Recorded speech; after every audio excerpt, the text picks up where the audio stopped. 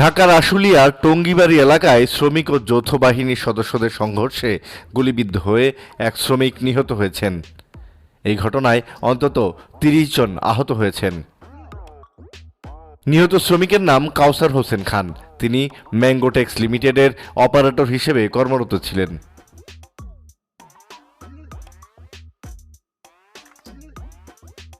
সোমবার দুপুর ১২টার দিকে বাইপাইল আবদুল্লাহপুর সড়কের টঙ্গীবাড়ি এলাকার মণ্ডল গ্রুপের সামনে এ সংঘর্ষের ঘটনা ঘটে।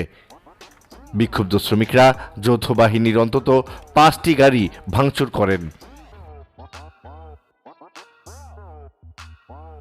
সকালে মণ্ডল গ্রুপের শ্রমিকদের সঙ্গে মালিক পক্ষ, শ্রমিক প্রতিনিধি ও আইনশৃঙ্খলা বাহিনীর বৈঠক চলছিল। সমঝোতা না হওয়ায় শ্রমিকরা কারখানার বাইরে অবস্থান নেন।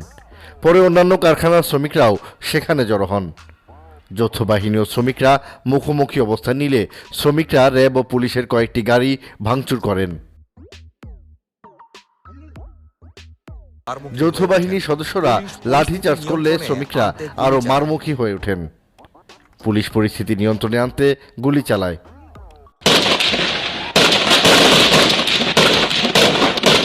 গুলিবিদ্ধ অবস্থায় ৩ শ্রমিক কাউসার, নয়ন ও রাসেলকে সাভারের এনাম মেডিকেল কলেজে নেওয়া হলে চিকিৎসকরা কাউসারকে মৃত ঘোষণা করেন।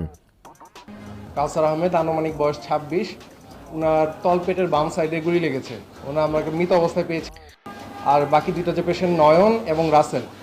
এনাম মেডিকেলের জরুরি বিভাগের চিকিৎসক জানান, কাউসারকে মৃত অবস্থায় হাসপাতালে নেওয়া হয়েছে। নয়ন যে পেশেন্ট, ওনার বুকের ডান সাইডে গুলি লেগে বের হয়ে গিয়েছে।